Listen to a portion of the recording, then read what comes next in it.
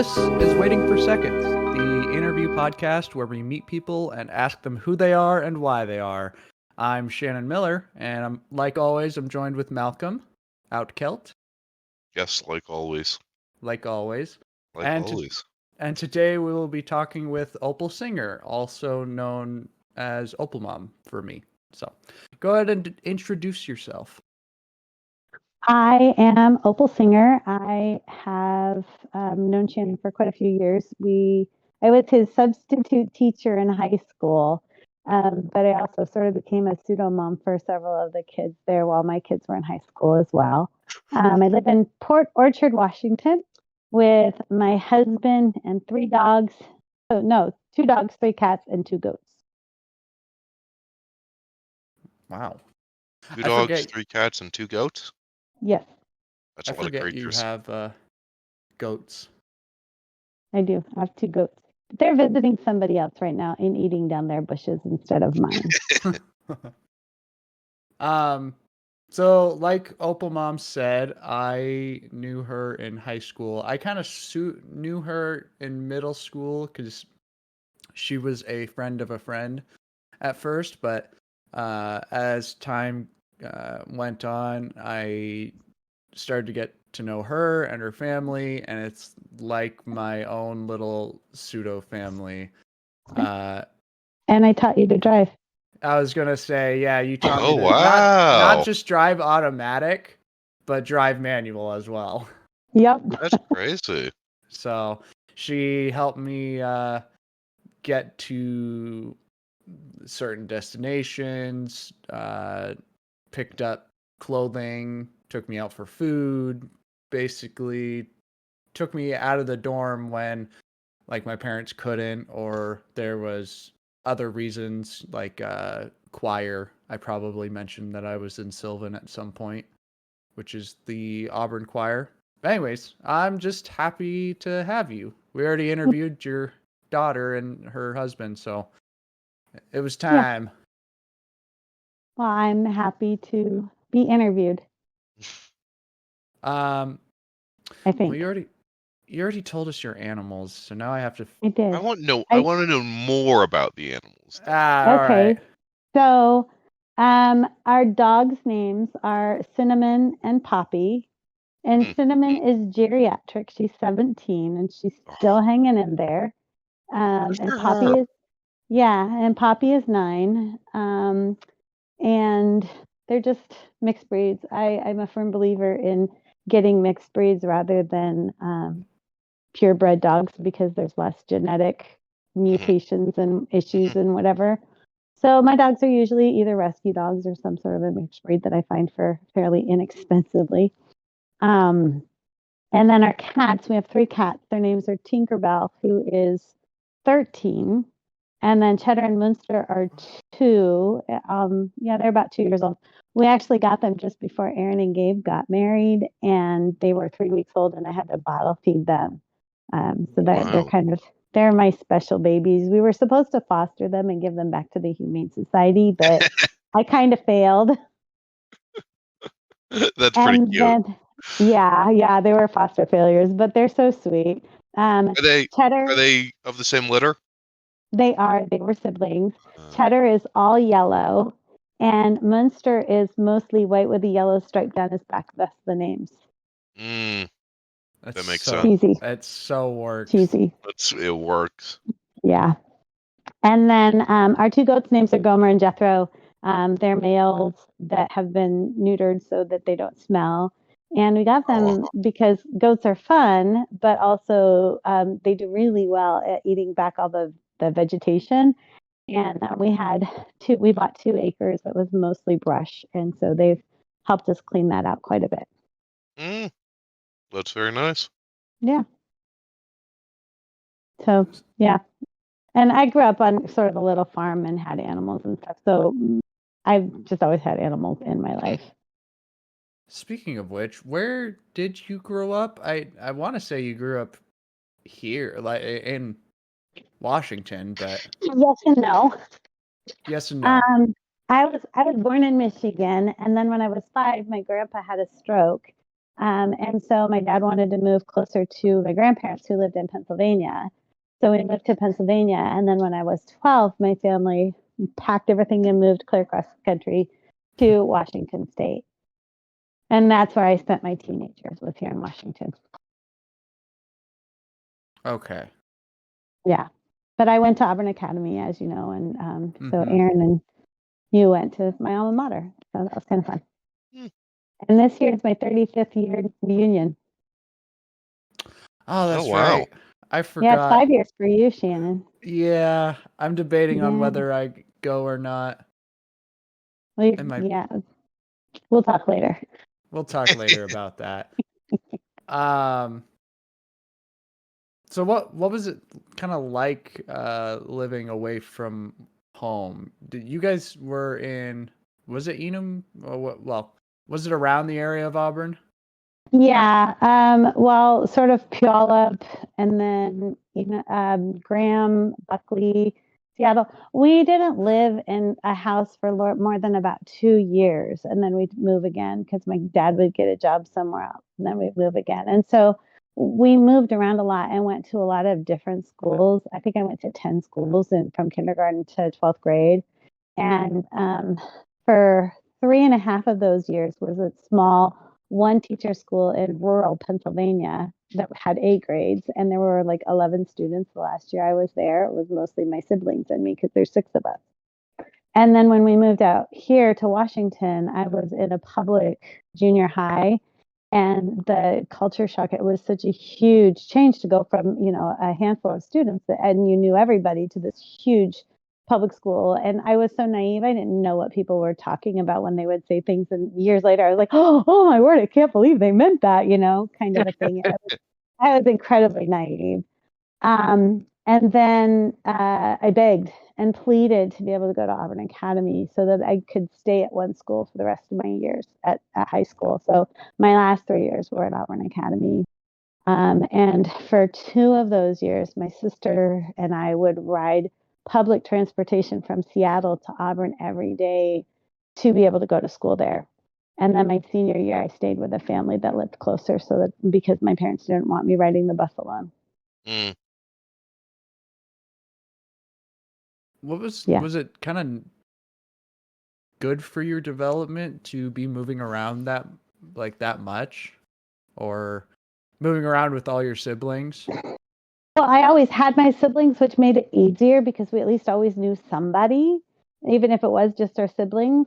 But it also made me more capable of interacting with other people without hiding in a corner. Because I think I tend to be more introverted than most people would think. But because of all my moving around and needing to be a little bit more extroverted to make friends, I'm not as shy and introverted as I think I could have been. I'm the middle one, 6 kids, 3 boys, 3 girls. I'm the middle girl. And so I kind of got left out and would hide in my own corner, read my book and things like that. And I think the moving around forced me to not be quite so introverted. Yeah, and I've always kind of known you to be like open, but of course you're still an adult. I mean,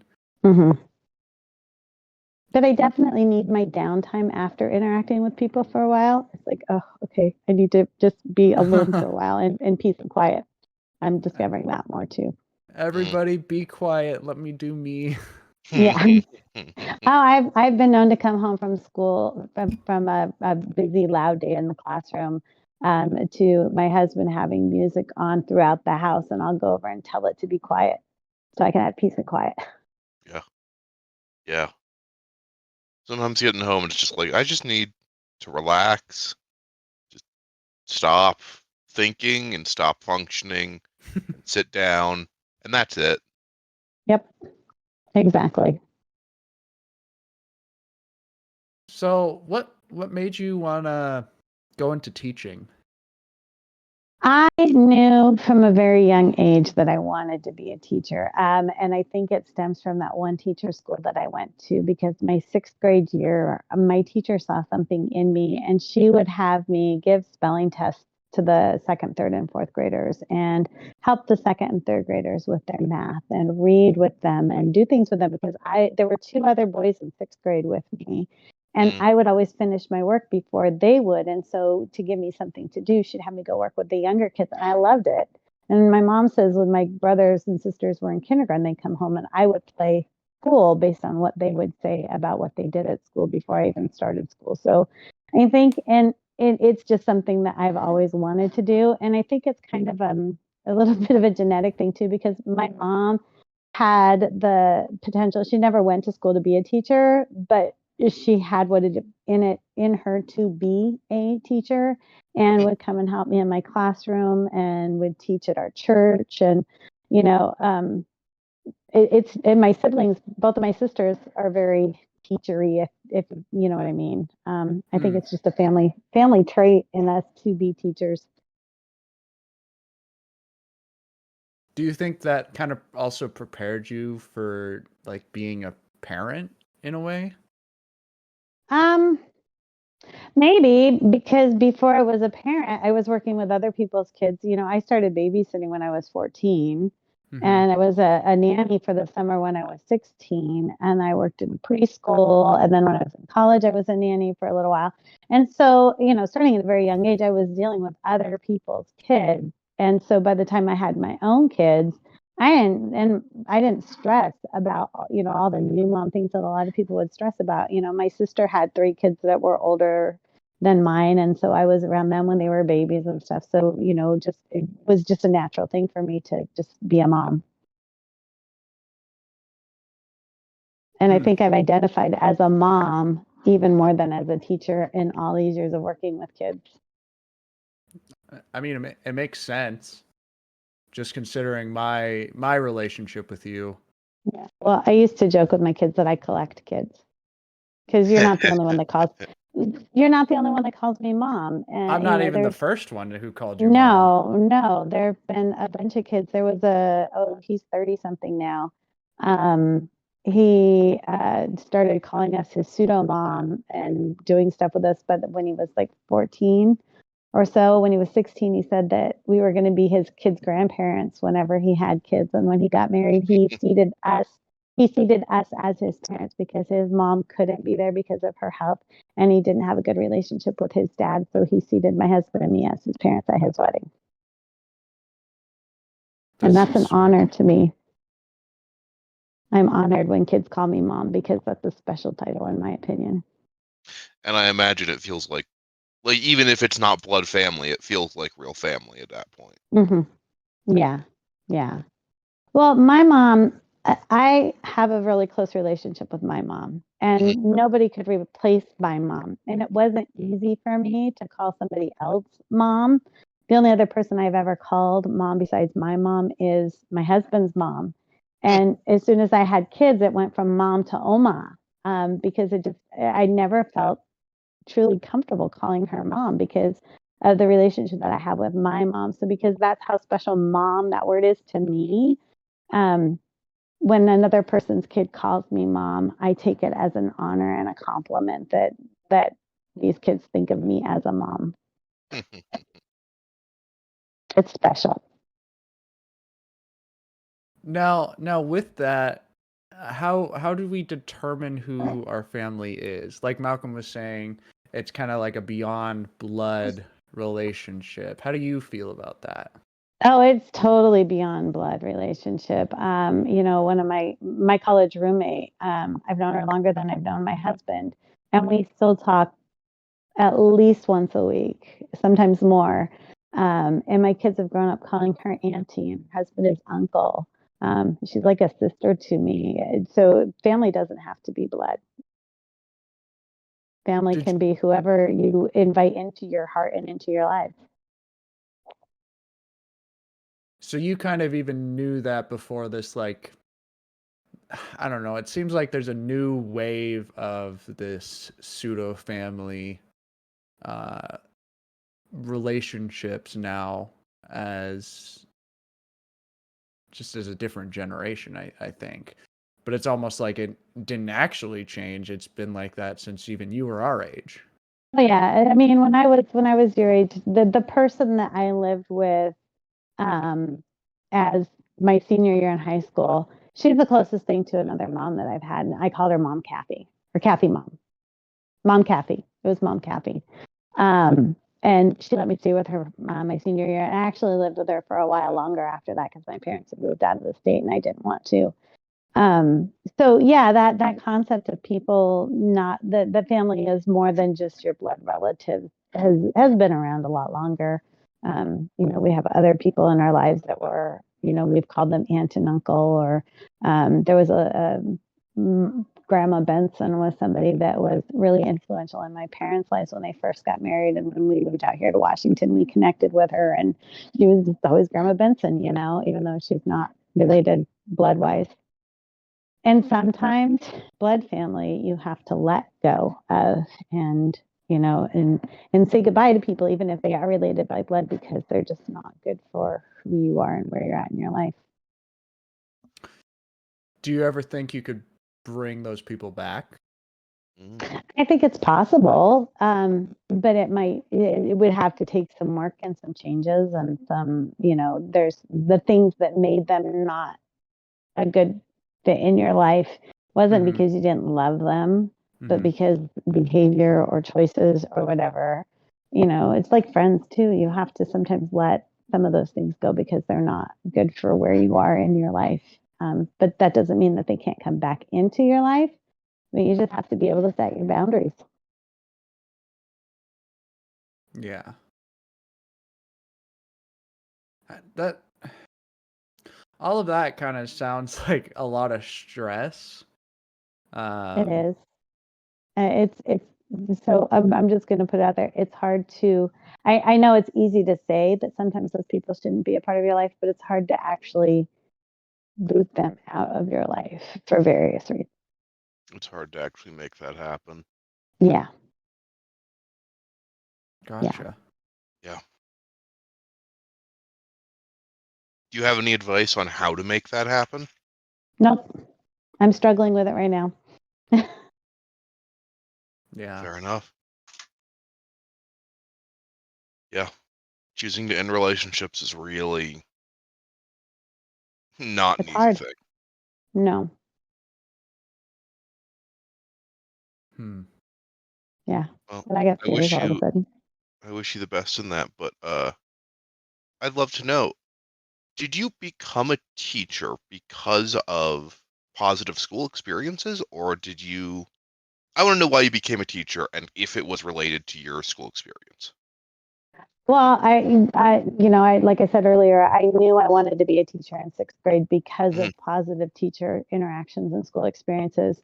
My public school experiences were not so great. I really struggled, but I think part of that was culture shock as well, and just being lost in the sea of people. But then when I got to Auburn Academy, in a smaller school and Christian environment, a little more sheltered, which is what I just did better at. I had really great positive teacher interactions there as well. So I think my school experiences did have a lot to do with me wanting to be a teacher, for sure. Did you ever have any, other than just public school, any really terrible school experiences that, like, I think there's the obvious motivation of I want to be like these great teachers who did these great things for me. Was there ever any, I need to be a teacher so that these teachers, these people aren't in the system? No, that never would crossed my mind. Although I know that there have been terrible teachers. I can't think of any that I personally had. My terrible high school, I guess the closest thing to a teacher would have been my work supervisor where I went to school, because we had on campus work. But Yeah. it wasn't in the classroom. It was this company called SeaTac Pack. And what they did is they would count out, all the little screws and things that are put in with packages when you to build. Okay, we would count those out and put them in packages to ship out. That sounds And Oh man. we were not allowed to talk because it would mess up our counting, and we were not allowed to talk. But this supervisor, we had these things that they were called pinnets that we had to sew. And it was like a strip of fabric with magnets in it that you put sew Velcro onto it so you could put it around your wrist and put pins on it while you're sewing. And I learned how to sew from my mom when I was younger. So it was something I could do with my eyes closed almost. It was super easy for me. And this is just one example of what he did. So a friend of mine, I was working on that. A friend of mine came in and I turned around and I said, "Hey, I need to talk to you at break." I was really excited about something. I don't even remember what now, but I said, "I need to talk to you at break." And she says, "Okay." And I turned around to go back to my work. And he was training somebody new behind me. And he says, "If you don't mind, I'm trying to teach her how to do this." And I said, "Okay, fine." And I started working against, "Well, if you want to have that attitude, you can just leave." And I was like, "Okay, fine." And I left. And then he called over to the supervisor who talked to my dad, and my dad chewed me out, and I had to go back and work for this guy. But he would come up behind me and pull my hair, and he was just not a nice guy. I didn't like working for him at all, and so I quit fairly soon and found something else on campus to do instead. But my teacher experiences were all pretty positive. Well, I mean, I'm glad that your teacher experiences were positive, but that's a wild. Yeah, yeah. Pulling your How is he hair? still work there? I don't know what happened to him after a while. I was not the only person that didn't like working for him, but he was, I don't know how much longer he lasted after I left. I was there for 3 years and students cycled through. There was not a lot of longevity working for him. Yeah, that is no surprise. I hope he was not there long. Those kind of folks do not deserve to be mentor Yeah. figures and And see, and I didn't want to be that kind of a teacher. hmm So, yeah. And I assume you don't pull any students' hair, so you did a good job. No, I don't. I think you're doing a You good did job then. it. If you're not pulling your students' hair, I pull out you're a my good own hair, teacher. but that's different. Well, yeah, That's that's in the course of being a teacher. Huh. So with this like building up of your character and becoming a teacher, what do you think like most built your character? Uh, maybe it wasn't like your Mm. school life experiences. Maybe it was something outside of that. Well, I think every experience that you have in your life builds your character because it's how you deal with the things that come your way, good or bad. You know, you can deal with it in a positive way, or you can deal with it a negative way. And I think, like I said, every experience that you've gone through helps to build your character. So, you know, being one of 6 kids, it helped me to learn to be able to speak my voice and make myself heard when I need to, although that it wasn't always easy. And sometimes I felt like, you know, just be quiet and go away because that voice was being louder. And I have a very dynamic younger sister who was really good about making her voice heard. And she, you know, she doesn't care who she offends. She's going to tell you like it is. She's not mean in what she says. She's just, I'm going to tell you like it is. And if you don't like it, tough, get over it, you know? And I talked to her. I said, how do you do that? Because I don't know how to do that. I can't just blurt it out there. I get shaky and nauseous and anxious, and it's just a different personality. But you know, so siblings and um, I there's a lot. There's 50 years of experiences that I could put in there that help shape my character. Public school, private school, it all kind of melded into who I am today. So no matter what experience you had, it built your character. Or no matter Yeah, what kind of experience you had. right. So, like, you know, I dated a guy who started to get abusive, and I could stay and I could take it, or I could leave and find something better. And I left and find something better because I deserve to be treated with respect hmm and not, Right. you know, dragged down a hill and bruised. So, you know, that builds character.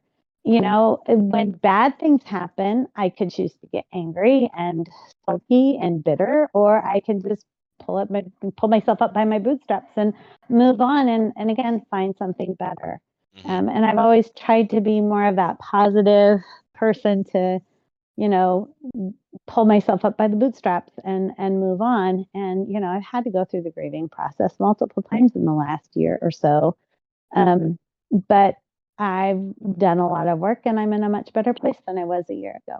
So there's that too. So you would consider yourself more of an optimist than a Oh, yeah. pessimist? Yeah, for sure. I always tried to see the bright side. And there was a while that I couldn't see the bright side. I couldn't find my joy. And I really struggled with that because I didn't like how I felt, that I couldn't see the joy in the things around me. It was not a good place to be, and I'm glad to be out of that hole. If you don't mind me asking, when did that change for you, and why did that change for you? When did it change? Well, part of it changed because I went to a weekend of mental health renewal. I don't know how to explain it. It was a workshop that I went to, and it's just about unpacking all that baggage that I was carrying around, and I didn't need to. And get to the bottom to realize, you know what? I am an important person. My voice is worth being heard. I am special, and there is good that I can. And I started to see that joy in myself again, and the joy around me. That's kind of what started it. And I still have days where I get kind of down and frustrated with, things, but I've also had a change in my work situation. And so I don't have all the stress of a full-time teacher going on right now. I can go in and I'm subbing again, so I can go in and, do the best part of the job, which is actually interacting with the kids and the teaching part. And I don't have to deal with the parents and the lesson plans and all the added stress that comes from being a full-time teacher. I'm kind of liking that. A lot of the most enjoyable, I think a lot of people have had experiences with teachers, are subs. Subs have the opportunity to just be fun, have a good time. Teach you something if they have a good way to teach you something, but make a good day for a bunch of students. Mm-hmm. Well, And and that's I always really, tell my students at the beginning of the day, I said, it's up to you whether you have a good day or a bad day. I Mhm. said, if you guys, you know what the expectations are, this is what your teacher's asking of you, this is what I'm asking of you. Mhm. If you understand your expectations, you live by them, then we're going to be fine. But if you're going to be ornery and rotten, then I will get, mean Mrs. Singer will come out, and they don't like mean Mrs. Singer. I don't like grumpy Mrs. Singer. I don't either. But I think have an innate ability to build a rapport with kids fairly quickly, and I think that they see that in me, and we just click, sort of. Some kids are easier than others. I can't remember how many times you've subbed in different classes of mine. Well, so your senior year, I did over 90 days of the school year at Auburn Academy. That's true, because you were subbing for Mrs. Richards. I did sub for Mrs. Yeah, I subbed for her maternity. The year before that, I subbed for Mrs. Coberstadt while she was recovering from surgery, and Mr. Williams while he was recovering from surgery. So I did a couple long-term subs. Yeah. Yeah. Those are good memories. That's all I have to say. I had some really great conversations with the academy students when I was subbing, especially if it was just a one-day thing and there wasn't a lot for them to do, or students would come in while they had a free period or whatever, and we just sit and chat. We had some pretty great conversations, I think, Yeah. And I felt honored that kids felt open enough that they could talk to me. And there were some days when somebody would come up and go, and you could tell they were having a bad day. I'm like, oh, do you need a mom hug? Yeah, I do. All right, bring it in. I got you. Or another time I saw a student hugging his girlfriend, and I would jokingly go, I saw that. I'm watching you. Oh, Mrs. Singer, do you need a hug too? And he'd come give me a hug. I know exactly who you're talking about, too. I know you do. And they're married now. No. No? I don't Shannon think does so. not know who she's talking about. I haven't heard that this person is married. Oh, wait, never mind. Different guy. Yeah. Who are you thinking? I was thinking of Izzy. No. Different. No, I different put them story. on social. Yeah, I know that. Yeah. Good times. Good times. It makes me miss those days, like where high school was chill. Yeah.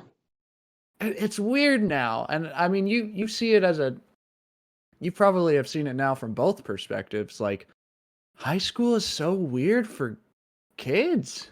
It is.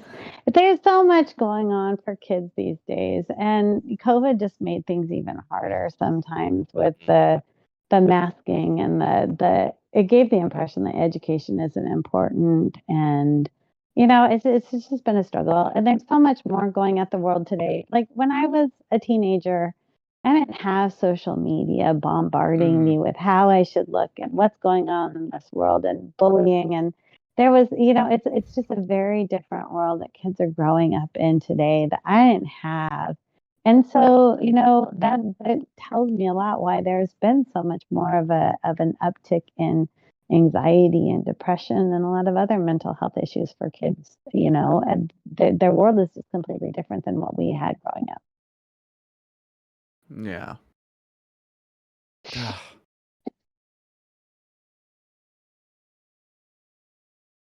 Do you know how you could what am I trying to ask? Essentially,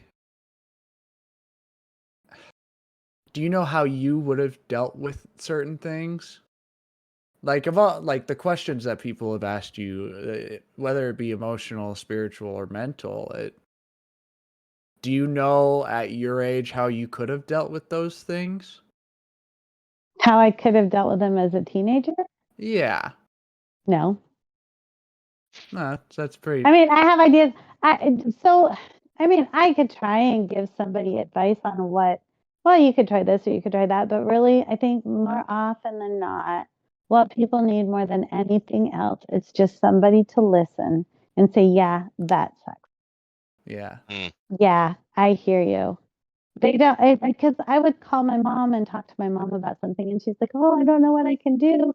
I don't necessarily want you to do anything. I just needed to talk to somebody. I just needed somebody to hear me." And so you just need somebody to go, "Yeah, that sucks. I'm sorry. I hear you," and not try to give advice, not try to fix it.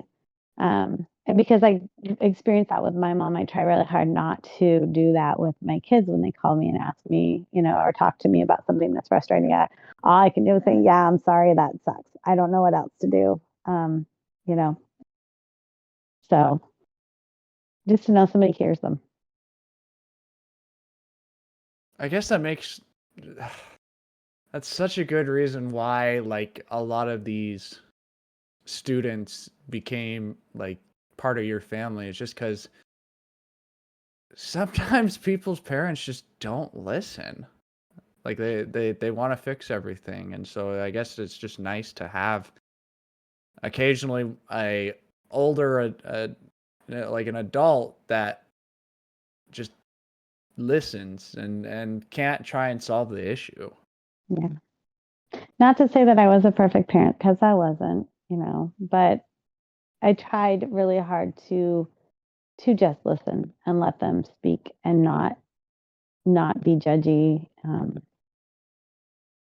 They don't need that. Kids don't need to be judged. They just need to know somebody cares. Mm. Mm. Okay, I have a weird kind of. This is out of personal interest. This question. Okay. I've noticed a lot of young folks, a lot of whatever the generation is called, aren't very tech literate. Have a hard time typing on keyboards and using Excel, using Word, using PowerPoint, those kinds of things. And I want to know if your students have some level of tech literacy, uh, whatever sample size you have, if they have that tech literacy to use those kinds of tech, or if it's just like phones. I tried to encourage my students to learn how to type properly on a keyboard. I would sit there and they would talk to me and I would be typing something up and they would then be looking at them while I'm typing. They're like, well, how do you do that? And I said, practice. It just takes practice. So it was something they wanted to be able to do, but they never really got very good at it because there's only so much time in the day to do things. My kids were getting pretty good at using the Google Suite tools, Google Docs Okay. and Yeah. Google Slides and things like that. I used those quite a bit, had students do things in there quite a bit. Didn't really get into Sheets and Excel because honestly, I don't even understand those ones very much. That one I That's struggled fair. with. But I did try to encourage them to do other things.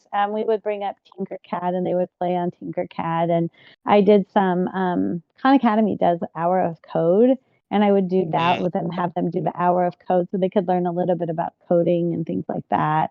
So I would get them on the computer and try and encourage them to use the computers to do some assignments. But I don't know how tech savvy some of them. Some of them were better than others. And sometimes they had to show me how to do something. So,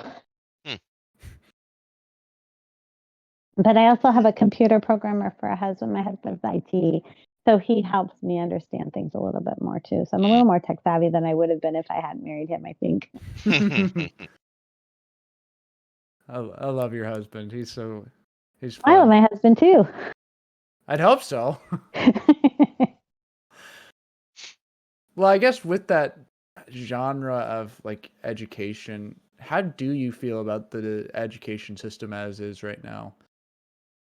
Oh, I think that there's a lot of work that needs to be done.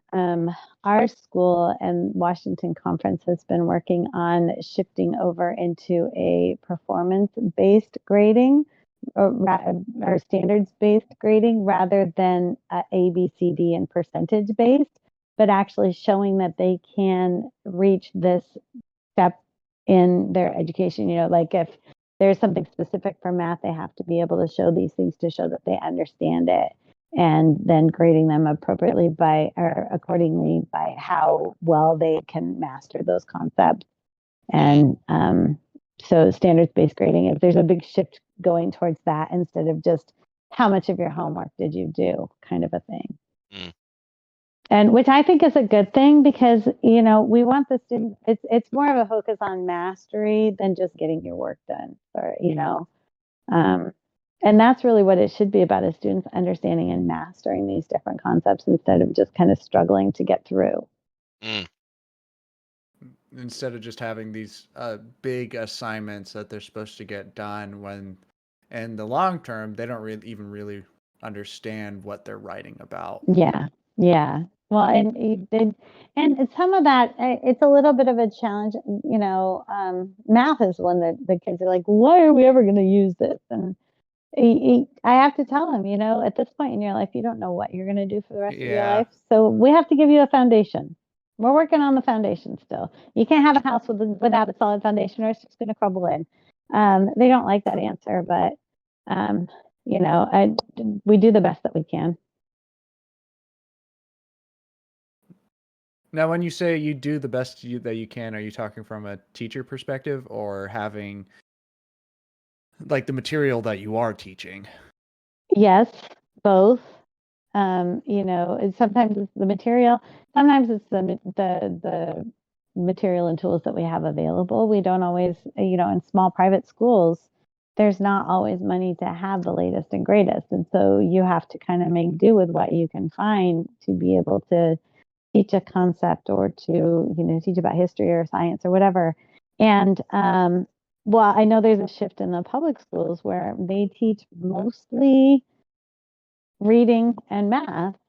Some schools have more focus on science and social studies, but those are not as much of a thing in the public schools, especially in elementary school. But I think that science and social studies needs to be a part of their education as well. So teachers kind of sneak it in with math and reading their science and social studies, because it's important to know what's going on in the world around you. It's important to understand why things work the way they work. It's also important to understand history and how things led to what they what happened, because history, it repeats itself, and it's starting to repeat itself again,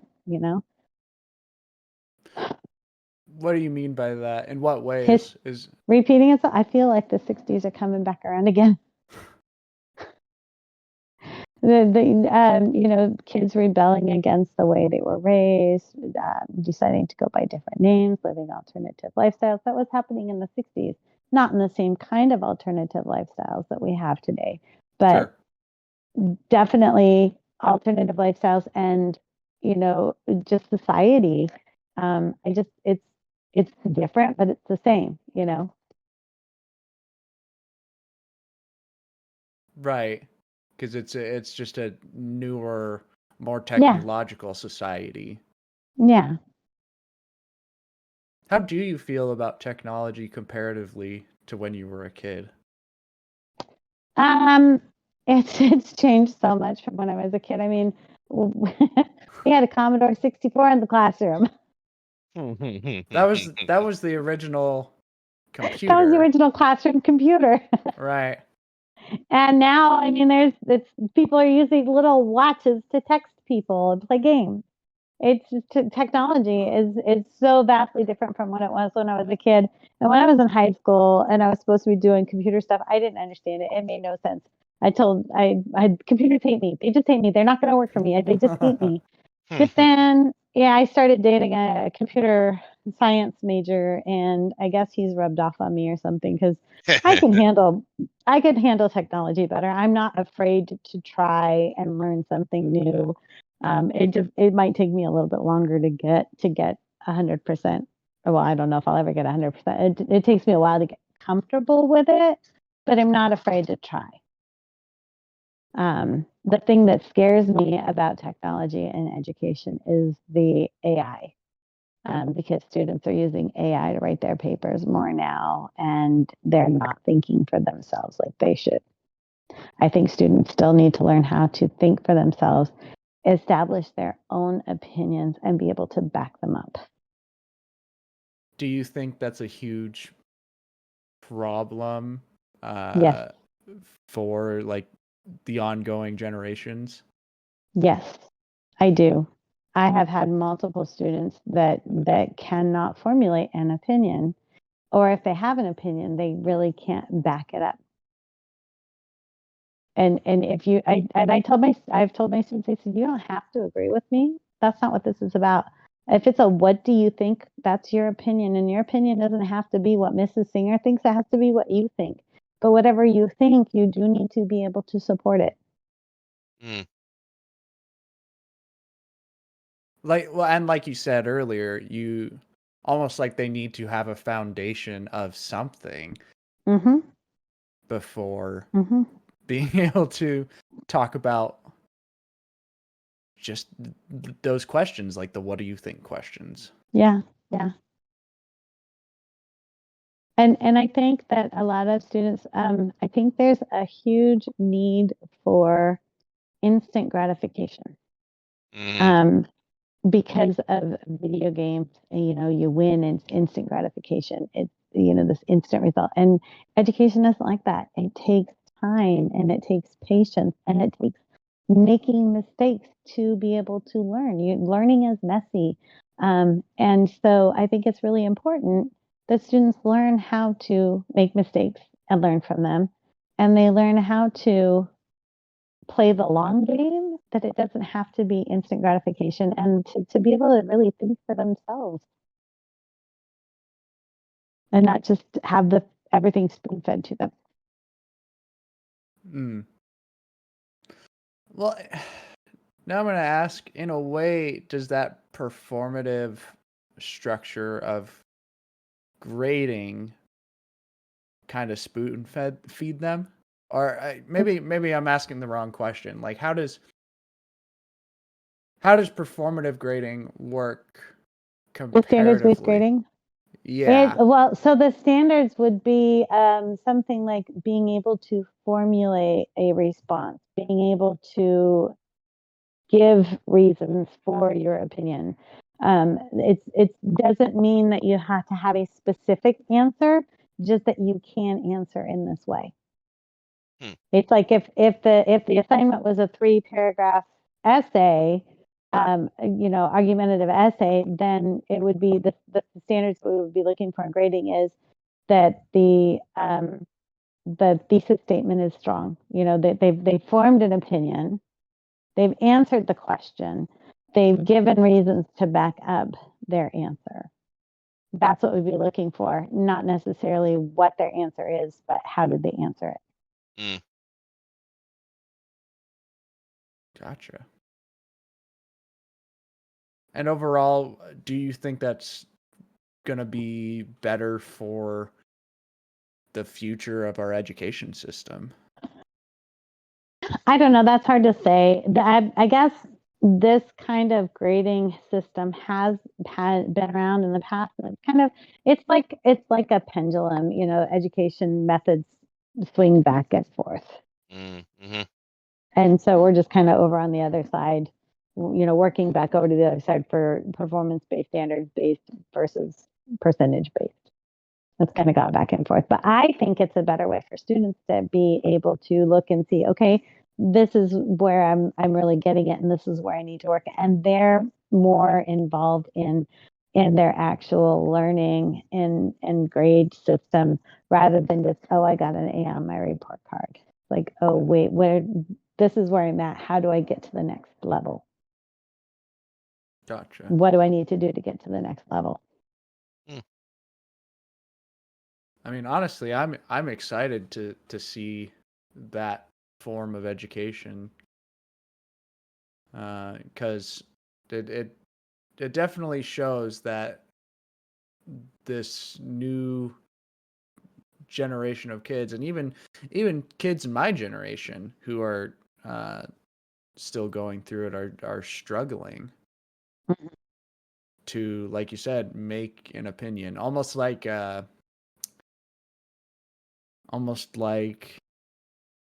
the structure of education has been a method to train workers instead of thinkers. Mm-hmm. Yeah. And I wanted my students to come out of the classroom as thinkers, not just doers. Yeah. I just don't understand how kids are just kind of conforming to that. As of late, I mean, we see it more and more. Kids who are just being conformed to this system, and maybe not a system, but just this way of thinking. There's a fear of failure. There's a fear of failure in our society. Kids are afraid to fail, and so they want, just give me the answer. Tell me what you want me to say, so I can get an A and move on. Yeah, I think that I was just talking to someone the other day about how they had a very hard time in school and still got out and like with terrible grades and failed classes and got a good college education and a good job. Mm-hmm. And I don't think kids these days, that's a very funny, weird phrase, whatever. I don't think kids have the same opportunity. Like, I think that a lot of kids get good grades and do well in school and all of the things you're supposed to do and still barely get through college with Mm-hmm. thousands, hundreds of thousands of dollars of debt. Yeah. Well, so our society for a really long time pushed that you had to get a college degree. I was in that generation. They had to get a college degree. You had to go to college. When my kids came up through, by the time my youngest was in 8th grade, they were, people were asking them, where are you going to go to college? And she said, I don't want to go to college. And I said, okay, what's your plan? And she said, well, I'm going to marry a rich guy. And I said, yeah, well, you see how well that worked out. I said, you see how well that worked out? What's plan B? I said, you have to have a marketable skill. College is not for everybody. And that's totally fine. You do not have to go to college, but you do have to have a marketable skill, something that you can do that can help you earn money. So my daughter decided to go to cosmetology school. and is doing hair and doing fabulous job, loves what she's doing. Meanwhile, her husband is not a college graduate. He didn't go on to get a trade school or anything like that. He's a very hard worker. He is a very smart guy, but he was definitely not an academic kind of a person. And that's okay. That's okay. He's got drive, he's got gumption, and he's going to make something of himself. He's just going to do a different route, not go to college to do it. And that's fine.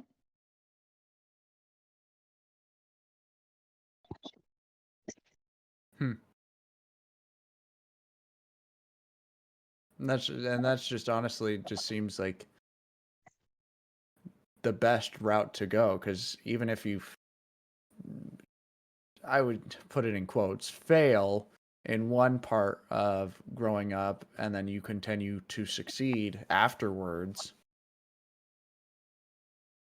it almost just makes schooling unnecessary. But like you said, you have to have that foundation. Yeah, I think it's important to get at least, I mean, not everybody is able to get at least a high school diploma. That's, preferable, but it doesn't always work out that way. Life happens, things happen that it just makes it impossible to finish that high school in the way, whatever.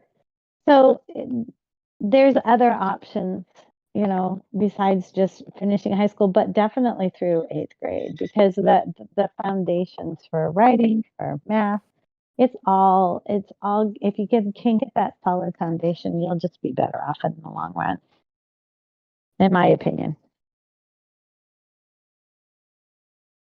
Speaking of writing, I mean, you were talking about AI writing essays for kids now. Mm-hmm. Do you think they're gonna maybe remove technology from education again, or how are we going to be able to still involve ourselves with like the growing technology, and also try to avoid those letting something take care of it for me? That right there is the great question for all teachers. It's, do we completely eliminate technology and make the students write their essays on paper again? Or do we embrace AI and teach them how to use it responsibly? That's a good question. Do you have an opinion on that? I don't. That's fair. It's a really hard question with no easy answers. I think technology is here to stay. It's not going to go away. AI is here to stay. It's not going to go away. So really, realistically, the best thing to do is teach students to use it responsibly. We've also developed a fair few tools that I wouldn't be surprised if you used them in class yourself, that are like AI detection programs. Well, honestly, I have used AI to help me write lesson plans for a unit. But you can't just rely on AI to do all the work. You give it, okay, I want lesson plans for this. Then you have to go back through and read through it, make sure it's accurate. And then you still have to go and gather the materials to be able to make it a cohesive unit. So it's not like AI does all the work for you, but if it's a paper that you're turning in, you could get away with it. But there are AI detection tools that you can use. I have used tools because I know my students have a really bad habit of cutting and pasting. They have not learned the importance of not plagiarizing, and how really, that's not a good thing to do. And I have been working. I was working with my students to understand that is a crime, and you can get in trouble for it. For claiming that somebody else's work is your own. And so but I think AI is something that's not going to go away. We do need to students need to learn how to use it responsibly, and not just let it do all the work, but let it get you started and then go from there to add your own personal touch to it. Because I had students who would write something and I would read it, I was like, you didn't write this. Well, how do you know I didn't write that? Because you don't talk that way. You don't use words like that. That is not you. Um, so, teaching them how to put it into their own words and stuff like that. So they still have to do some work. But I think the problem with AI is that it's taking that the students aren't thinking for themselves. Again, it's all about using their brains to think for themselves and to come to their own conclusions and to formulate their own thoughts. And when they let AI do it, they're just, it's like the computer's taking over. And, I tease my husband that, I don't want to get an electric car because it's going to take over and not let me go where I want to go. And technology is kind of doing that. It's, it's dumbing down our society. Almost like we're slowly going to be turning into the Wall-E people. Mm-hmm. That was a good movie. I love that movie, It but was. I hate to say it, it's slowly becoming that way. They're like technology is making meatless meat. Have you seen that? Yeah. I don't know, but I like this. I like that you as a teacher are still continuing to promote that free thought education. I'm trying to. Right, but To the best of your ability. right, because you're only one Yeah. person comparatively to Well, and I the know, rest of the American system. I know, I know I'm not the only teacher that is trying to do this, but when you don't have the parent support for where you're trying to go, or the kids are just too lazy or don't want to or whatever, it's a really difficult hill to climb sometimes. Yeah. And sometimes you feel like you're on there all by yourself. Yeah.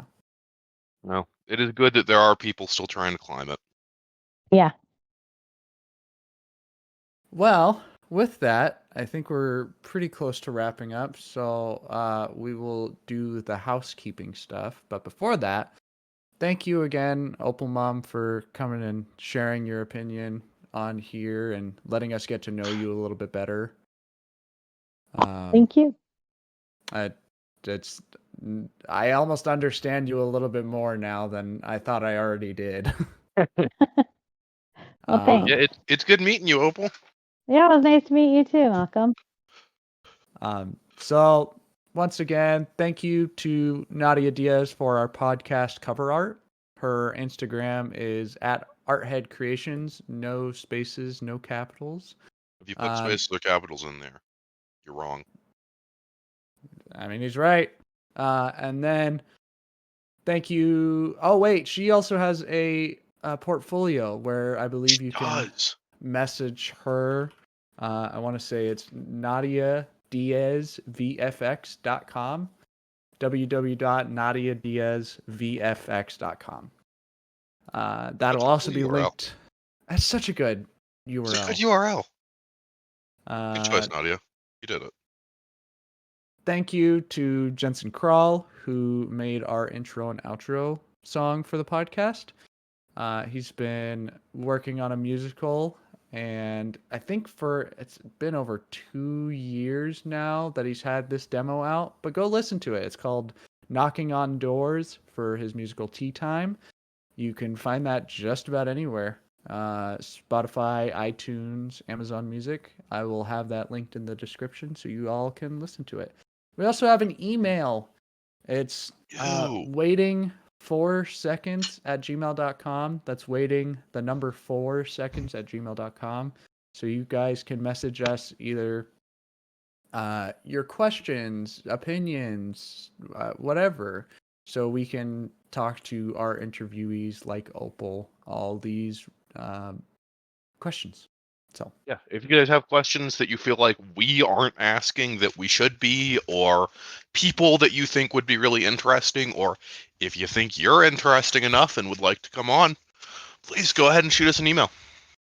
So anyways, thank you again, OpalMom, for coming and hanging out with us. Of course. It was fun. So we will... Cool to meet one of our former guests' parents. Oh, yeah, that's true. I don't think we've done that yet. No, you're the first. Yay, I'm a first. So until next time, on the shed. Almost, Jed.